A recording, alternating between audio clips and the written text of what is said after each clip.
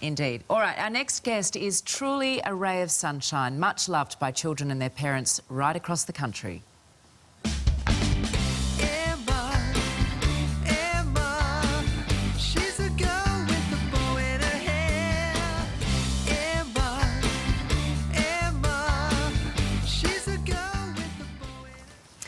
Yeah, and I'm very pleased to say Yellow Wiggle Emma Watkins joins us now. Emma, good morning to you. Good morning. Congratulations on being the first female Wiggle. Are you still loving it? It's so good. We're just on our Brisbane tour at the moment and everyone's loving the shows and it's been great. Oh, that's wonderful. I know you're here this morning to share some very personal health news.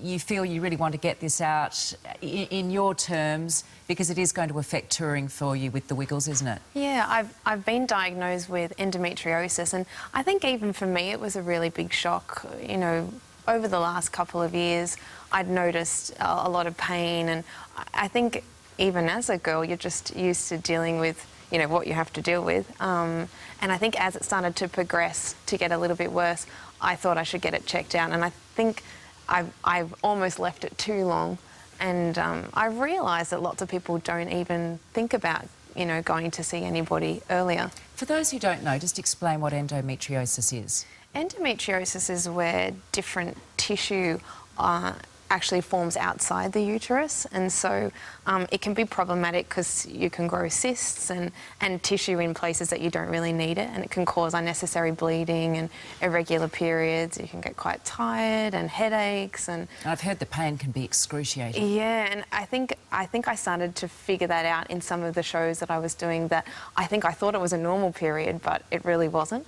When you say you almost left it too long, what do you mean by that? My cysts now I've got quite a few, and there's not a lot of room in there anymore, and so it makes surgery a little bit difficult. But I think I need to take the rest quite soon, and I need to be serious about looking at my health as a priority. So how bad did it get? You'd obviously just been, what, trying to ignore the pain, or and pushing on with obviously with what you do is physical and taxing. You can't just take a day off when you want to. I just thought it was a really bad period and just really heavy bleeding, and I didn't really think much of it. And I think when it started, I got headaches during the show, and I thought, OK, this is probably a little bit too much now. It you know, as we know, can be debilitating, and ultimately, worst case, it can affect fertility. I guess you would love to perhaps use this situation to turn it into a positive and educate us a bit more about it. Absolutely, and providing awareness for so many women, and it's so common at the moment. It's 1 in 10 women in Australia, you know, nationwide, that suffer from endometriosis, but maybe 7 or 10 years delayed in diagnosis. So if I can spread awareness about checking up on your symptoms, and if you do have pain, go and see somebody, because I know that it's been the best thing for me. All right, so you're now looking towards having some surgery and then taking some time off. Yeah, so I won't be doing the shows for the remainder of April in South Australia and in Dreamworld, and a bit further in New South Wales in May, but a friend of mine is going to be dressing up as Emma, and we'll be singing all the Emma songs and dances, and so everyone will still be there. Anthony, Lockie, Simon, and of course Dorothy the dinosaur, Wags the dog, Henry and Captain Feathersword. Well, that is good news. Obviously all Wiggles fans would know that Lockie, Purple Wiggle, is your husband. I imagine this has been tough for him as well. Yeah, and I think, you know, we're on the road with everybody all the time.